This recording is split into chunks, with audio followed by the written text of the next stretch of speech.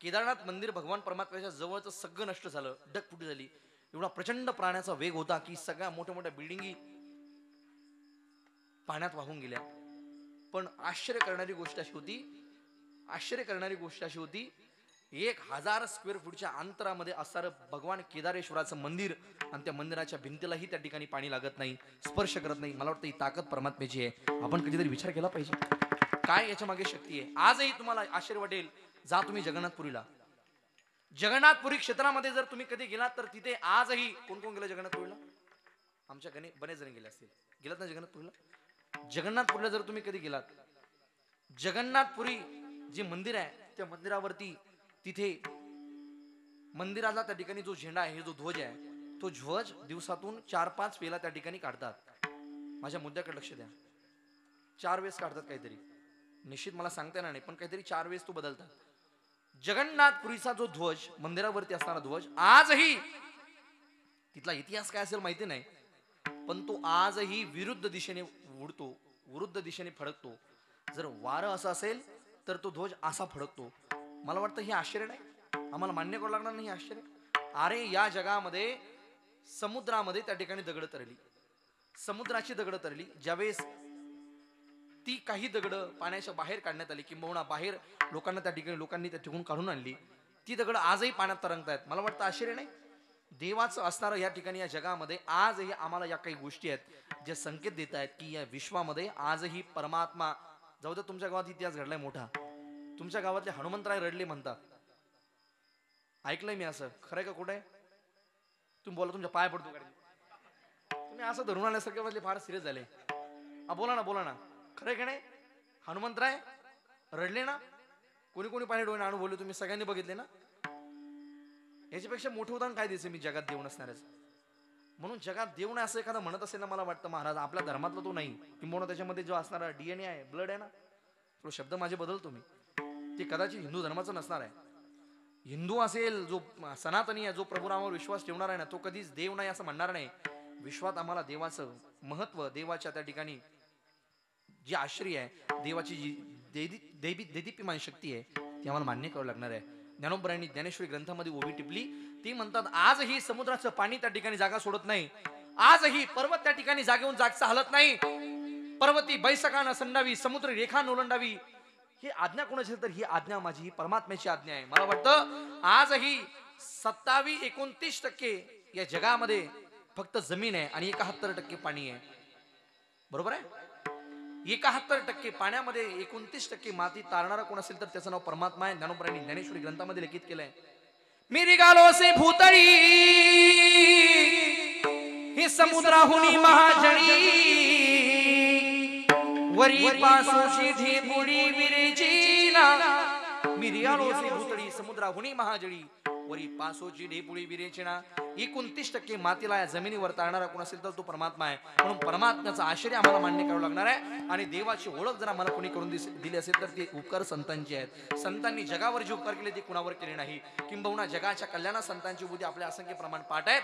मला वाटतं संतांनी उपकार देशामध्ये केला, संतांसारखे उपकार जगात कुणाचे नाही. संतांनी जे उपकार केले ते कुणाचेही नाही, कुणाचेच नाही, देशाच्या राजाचे सुद्धा नाहीत. संतांनी किती अवदार्य दाखवलं.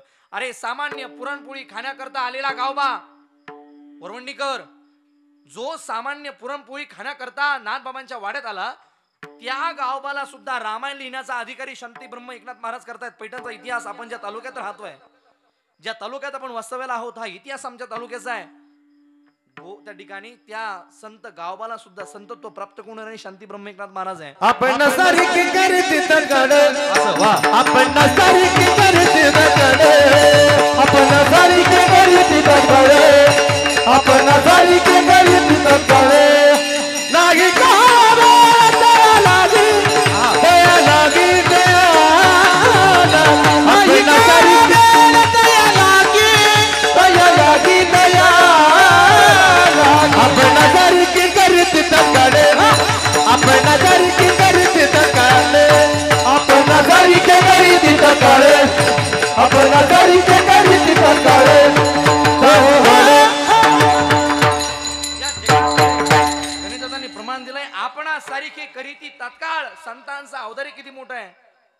स्वतःचं पद देण्याची दानत कुणामध्ये नाहीये, ती संतांमध्ये आहे. संतांनी दिलंय. आता आदरणीय महाराष्ट्राचे लाडके मुख्यमंत्री तुमचे लाडके भाऊ समजा मला भेटले, पैसे चालू आहे का खात्यावर? नाही, बंद झाले. चालू आहे का? नाही नाही, मला माहिती नाही. ते आमच्या मंडळीचं ते काय ते झालं नाही, ते ऑनलाईन केलं नाही मी. आणि आमच्या ते आईला थोडा दुसरा पगार चालू होता, त्यामुळे आमच्या आईचं झालं नाही. ते घरात आमचे पैसे येत नाही. आणि ती गाडी ते होती ना, 4 व्हीलर गाडी आहे भाऊ घरात, मग ती येत नाही पैसे आमच्या घरात. मला माहिती नाही येतात का नाही. समजा आपले महाराष्ट्राचे लाडके भाऊ मला भेटले, येतात ना? बंद झाले, ठीक आहे, मग काय अडचण नाही. समजा मला भेटले ते म्हणतील खंडाकडे महाराज काय पाहिजे मागून घ्या. मी म्हणे साहेब काय करावं, हे गाव ते गाव ते गाव, रोज प्रवासांना कंटाळा आलाय साहेब, कधी कधी ड्रायव्हर भेटत नाही, मलाच गाडी चालवते. मग काय म्हणणे महाराज तुमचं? साहेब मला असं वाटतं आताच इलेक्शन झालंय, तुम्ही फार थकला असाल, हे गाव ते गाव, हे दौरे ते गौरे, हे तालुका तो जिल्हा, असं करून करून तुम्ही थकला असाल साहेब. एक काम करा, 6 महिने तुमचा पद रिक्त करा, तुम्ही 6 महिने राजीनामा द्या तुमच्या जागेवर मला. हा काय म्हणतील ते, वा वा वा, खंडाकाळ महाराज काय मागणी मागितली, आताच मी राजीनामा देतो, तुम्ही लगेच मुख्यमंत्री व्हा. वरवंडीकर असं म्हणतील का ते? अरे संतांनी प्रमाण लिहून ठेवलंय, भिकेसाठी कोण राज्य देतो? एखाद्या व्यक्तीनं भीक मागितली म्हणजे काय एखादा राज्य देऊन टाकतो का? नाही नाही नाही नाही, अजिबात नाही. पण संतांचा अवतारे पहा, आपण आज सारिखे. आता कोणाला काय द्यायला तयार नाही भाऊ, कोणाला द्यायला काही नाही. आता मी तर विनोदाला सांगतो, आता फक्त आपण एकमेकाला देतो आहेराच्या साड्या. तुमच्याकडे जातं का? त्या साड्या फिरतात, इकून तिकडं तिकून इकडं इकून तिकडं. दुसऱ्याने सांगत नाही, आमचं सांगतो. हो ना अशोक भाऊ, माझं लग्न झाल्यानंतर ते माझ्या मंडळी आणण्याकरता मी गेलो होतो. आणि गेल्यानंतर ते आमची गाडी कमी चालली, मग आमची मावस बहीण दादा मी पण येते, मला पैसे गाडीत काय अडचण नाही. आता आमची सख्खी बहीण नाही, पण मावस बहीण आमची सख्यासारखीच आहे, मग ती गाडीत बसली. दादा आम्ही घेऊन मंडीला आणण्याकरता मी गेलो. बिडकीन आमचं सासवडी मामाचीच मुलगी माझी, शेट्ट्यापासून बिडकीन म्हणजे 6 किलोमीटरचं अंतर, जवळ होतं म्हणून ती म्हणजे चला मी दादा मी पण येते. त्या निमित्तानं भेट नवीन आजीला त्यांना आली. मग आल्यानंतर आमच्या मावस बहिणीला आमच्या मामीने एक साडी घातली. आता ती प्रणाली आहेच ना महिला मंडळाची साडी घालण्याची पद्धती आहे ते, पण ती साडी थोडी आप्रेमेरीची असं मला माहिती नाही, ते आता काही जास्त कळत नाही. ती घालून साडी आमची मावस बहिणीकडे आली. आता आमच्या आईनं ते लक्ष केलं साडीकडं, आणि यांची नजर डोळे खार तीक्ष्ण मारा साडीच्या बाबतीमध्ये. त्यांना साडी पाहिली लगेच कळते किती क्वालिटीची आहे, आपल्या मिरीची आहे मोठ्या मिरीची आहे. आता ते आमच्या आई लक्षात आलं, साडी हलकी घातली माझ्या लेकीला. बरं ठीक आहे, काय अडचण नाही. आमची आई तेवढ्या तिला म्हणे साडी माझ्याकडे व्यवस्थित घडी घालून दे. मला तेव्हा काही गणित कळलं नाही, पण आमच्याला तेव्हा रागच आला होता बा. आता ती आमच्या मंडळीत एकत काही म्हणली नाही. आमच्या आईनं ती साडी जशाच तशी घेतली, घडी घालून ठेवली, एक दोर पाहिला, काय केलं त्याला साडीला, हा हा वरवंडीकर असं झालं बरोबर, आणि कपाटात ठेवली जशाच तशी. म्हणले माझ्या लेकीला हलकी साडी घालती काय ती, बघ बुवा माझ्या लेकी हायसे आपा. नंतर कालांतरानं 4-6 महिने विठ्ठल बुवा आमच्या चुलत्यांच्या घरी, चुलत चुलते आमचे तिकडे त्यांनी घर बांधलं, त्यांच्या घराचा वास्तुशांतीचा कार्यक्रम होता मोठा. मग त्यांनी आमच्या मामाला मामीला निमंत्रण दिलं होतं. मग आमच्या आईनं आमच्या चुलतीला अगोदर सांगितलं म्हणे, दुसऱ्या पाहुण्याला कोणती साडी घाल म्हणे, पण तिला साडी मीच घालणार आहे म्हणे, घ्या. आता आमची मामी तिकडे आली होती, आमच्या आईनं बरोबर तीच साडी काढली, तीच ती जी होती ना, हा तीच मामीला दिली घालून. आता मामीला साडी घालून दिली. मामी प्रचंड विद्वान नाव आमची, मामीला कळलं बघ आमच्या बायकोनं अंदाज लावता मी किती विद्वान आहे ती. कळतं ना, अंदाज येतो ना माणसाला थोडा थोडा. गेलं बा तिकडे, आमची मामी गेली. आमच्या मामीनं त्या ठिकाणी राग झाला, मामीला वाटलं माझी साडी मला परत आली. माऊ तर घालायची नाही मामीनं ती साडी वापस आली. मामीनं ती साडी जपून ठेवली बा. तिला एक दोर पाहिला आणि तिला सुद्धा दिलं पाहून दोरा. अवघड आहे. नंतर मग मला मुलगा झाला.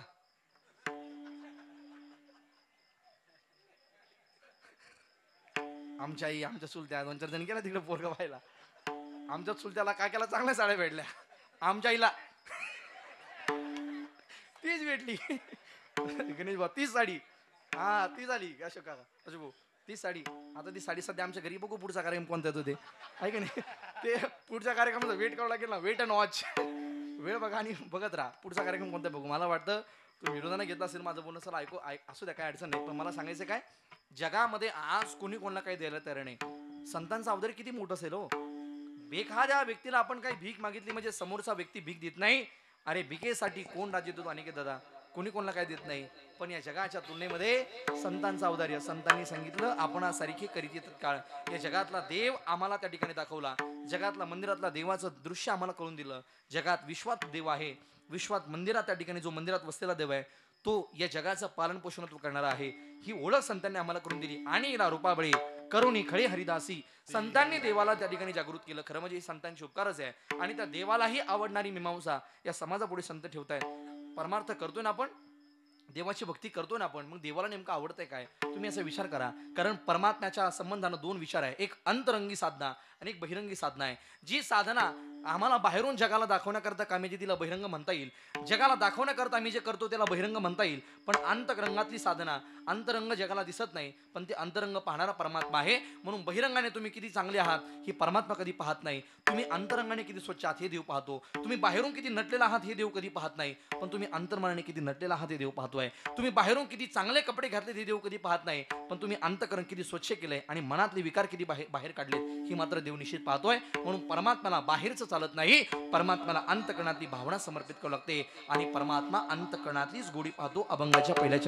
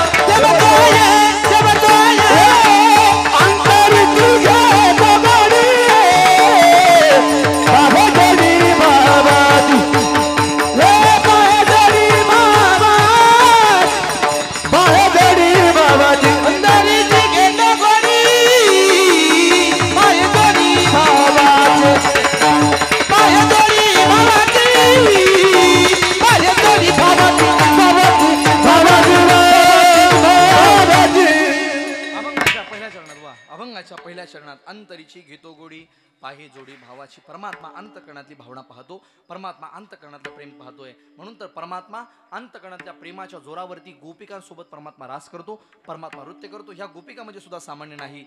या गोपिका प्रभू रामाच्या अवतारातल्या हजारो वर्ष साधना करणाऱ्या तपस्वी साधू आहेत. खरं म्हणजे तुम्ही रामकथा अनेक जण ऐकलेले आहात.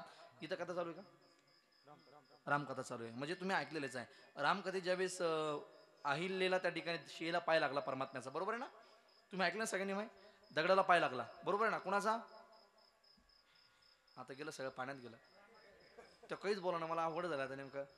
अहो काहीच अवघड नाही विचारित नाही मी, काय ब्रह्मन माया थोडी विचारतो तुम्हाला, मी सोपं विचारतोय ना. दगडाला पाय लागला कोणाचा? देवाचा. कोणाला लागला? दगडाला. आणि त्या दगडातून मनुष्य होती, शिळा झाली. तिचं नाव अहिल्या. परमात्म्यानं अहिल्याचा उद्धार केला. आपण म्हणतो तिथे हजारो साधू होते परवंडीकर. त्या हजारो साधूंना बातमी कळाली बरं का दामोदर भाऊ, बातमी कळाली. म्हणले अरे असा एक महापुरुष आपल्या भागात आलाय. म्हणले दगडाला पाय लावतो बाई तयार होते. काय काय काय? दगडाला पाय लावतो आणि बाई तयार होते. त्यांनी दगड उचलले त्या साधूनी. त्यांना काय भेटत नव्हत्या का काय माहित नाही बहुतेक, पण त्यांनी उचललं दगड त्यांना. आता वेळ आली का नाही दादा? आता बऱ्याच आपल्या देशातल्या महाराष्ट्रातल्या तरुणावर अशी गत आली, आता त्यांना संन्यास घ्यायची पाळी येणार आहे. आपलं जर आपण व्यवहार चांगला ठेवला नाही तर अवघड कंडिशन. यांना जेवढा भाव आला ना तेवढा भाव कशालाच नाही सध्या. एखादा म्हणला ना बाप पोरगी आपण तिथे देऊ, या म्हणतात तिथं नाही द्यायची. माझी पोरगी तर पहिल्या द्यायची. आता पहिल्या दिवशी म्हणजे त्या बरोबरच काटा काढते त्या, ते सध्या आपल्या बशी बात राहिली नाही, यांच्याकडे भावाला सगळा तो. म्हणून आपण थोडा आपला व्यवहार चांगला ठेवा, पोरी भेटणार आहे विषय नाही. पण मला वाटतं सध्या अशी वेळ येते आता की 100 मुली मागे त्या ठिकाणी 120-130 मुलं आणखी, म्हणजे 30ची आणखी अडचणच आहे.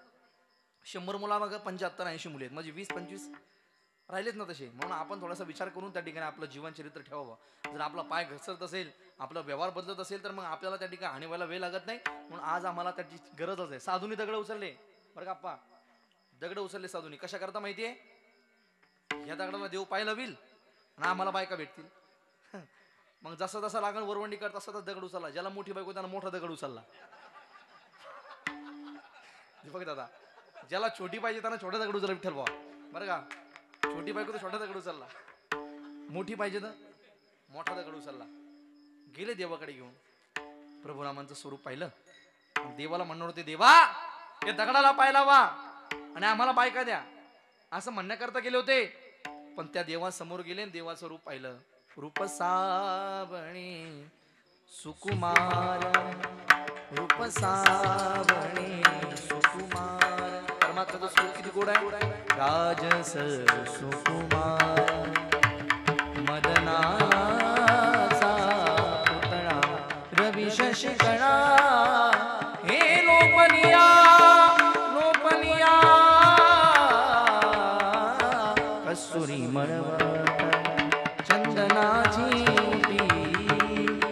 परमात्मा तुझे निधे कोटी चंद्र प्रकाश कमल नयन हसे बदर हसे, कमल नयन हसे बदर हसे. तुझे निधे कोटी चंद्र प्रकाश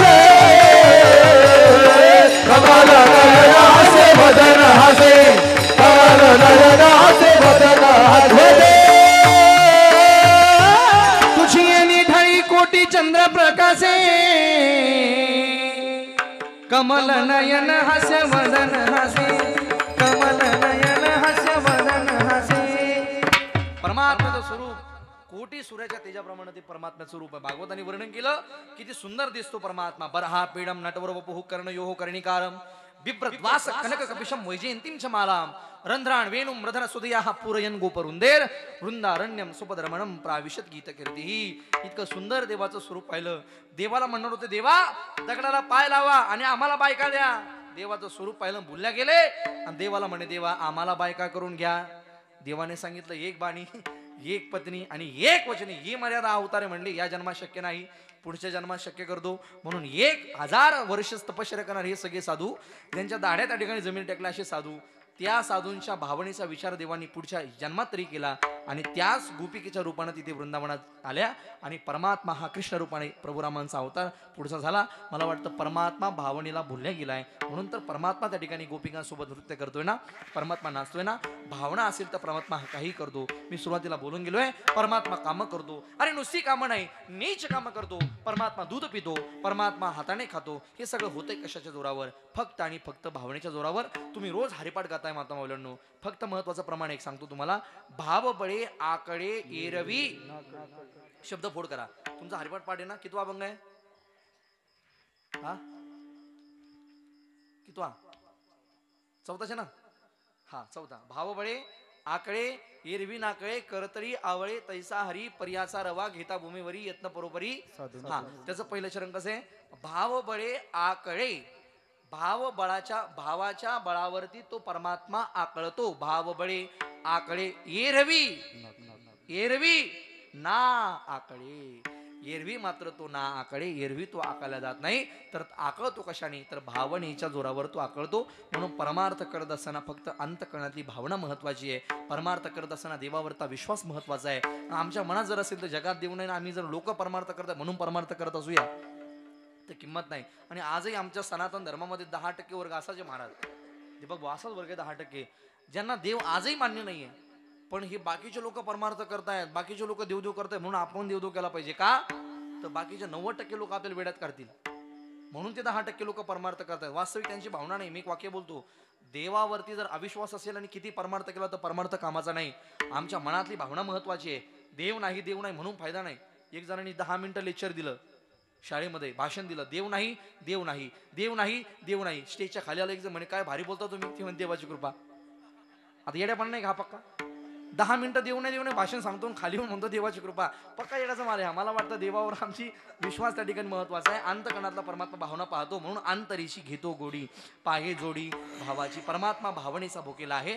तो परमात्मा जर आपण भावना दिली तर परमात्मा सोयरा सुद्धा होतो, सोयरा होतो. किती गरीब असू द्या, किती दिन असू द्या, कधी पाहत नाही देव सोयरा दिनाचा. आपल्या वैभवानं त्या ठिकाणी आपल्या वैभवानं तो जगाचा शृंगार करतो, किंबहुना ज्यानं भावना समर्पित केली त्याला शृंगार करतो. आणि परमात्मा एवढंच नाही तर परमात्मा भावने